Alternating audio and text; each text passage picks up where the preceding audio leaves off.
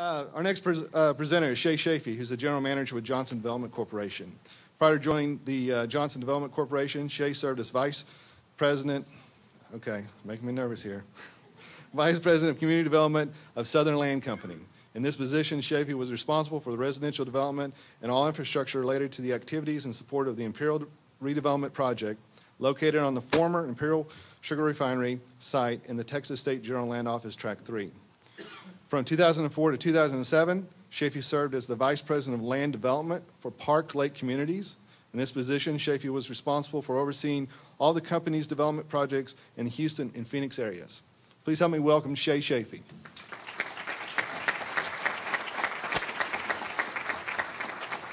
I'm really excited about being a part of this panel and excited to show you guys kind of where we are on the Imperial development. And talk about the development and its updates, and also some of the public financing options that we have going on. And as the mayor mentioned, the ballpark is coming to our project, so that's very exciting. Things are moving fast. The April 2012 deadline is upon us, and I've got a lot to do. So I'll show you where we are. The first part of the presentation, I wanted to talk about the history of the project. I was going to talk a lot about it. I think the mayor did a good job talking about the history. Sugar Land, how it became through the refinery site. The refinery site was open for over 100 years until it shut down back in 2003. So it's been an integral part of the life and lifestyle identity of the residents of the region. And then, of course, with the history, the preservation of that history is important with the project.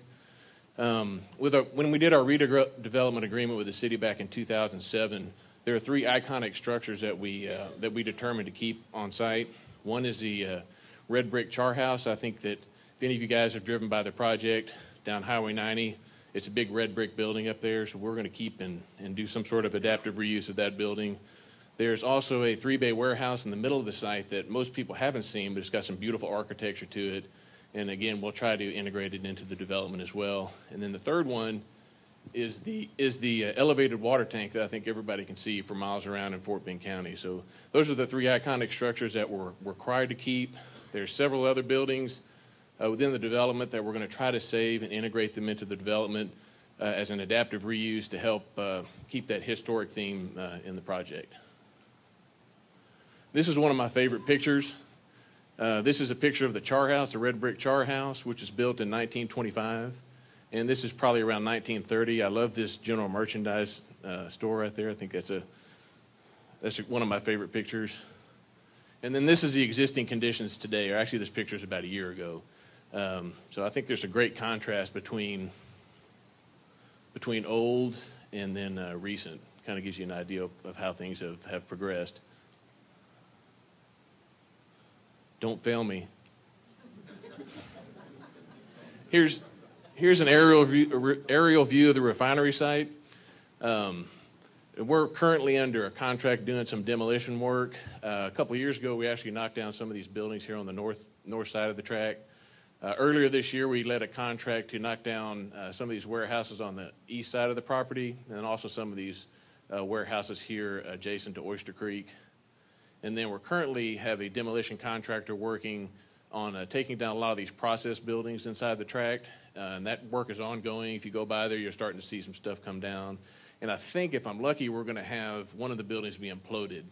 And if that happens, we're going to have some kind of event, get people out there and see the building blown up. But we think that project will be done toward the end of January of 2011.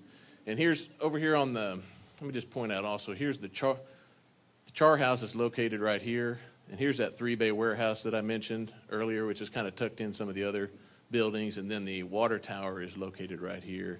And then some of these warehouses over here on the west side are some of the warehouses that we plan on trying to keep and integrate into the project. Just briefly on the project description, typically when I talk about the project, most people think I'm just talking about typically the people think that the project is just the redevelopment of the refinery site. But here's a boundary map of the project. Here's the refinery site located over here. Project is actually a joint venture between the State General Land Office and Cherokee Investments, who purchased the Imperial tract back in 2007. So the whole project is about 716 acres, and a majority of it is greenfield and undeveloped property. So there's a lot of opportunity there. It's located here. Here's Highway 6, located on the west side of the property. The airport entrance is located right over here, and Highway 90 is right down here, and then Voss Road up on the top. Oyster Creek meandering through the site.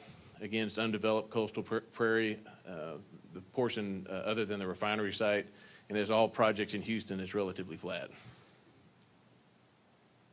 I just want to give a brief history of the project since the refinery site closed back in 2003 to get us kind of up to speed. In 2005, the Imperial Redevelopment District was created as act of the state legislature. And then in June 2007, the city of Sugar Land approves a redevelopment agreement, which also included the creation of the TIRZ, Tax Increment Reinvestment Zone number 3, TIRZ 3.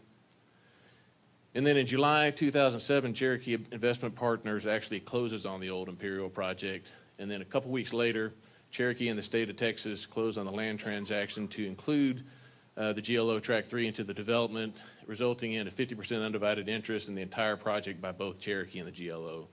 So a lot of people don't know that, but the GLO is involved in the development. And then, which is important to me, July 2009, Johnson Development Corp. is hired by Cherokee and the GLO as a development manager. And probably the most important part of the project right now, back in June 2010, as the mayor mentioned, our project was selected as the preferred location for the ballpark. Project goals: preserve iconic structures and promote a sense of place, develop a pedestrian-friendly and walkable community, create a mixed-use development with superior aesthetics and architectural quality, generate an economically successful development with a robust daytime population.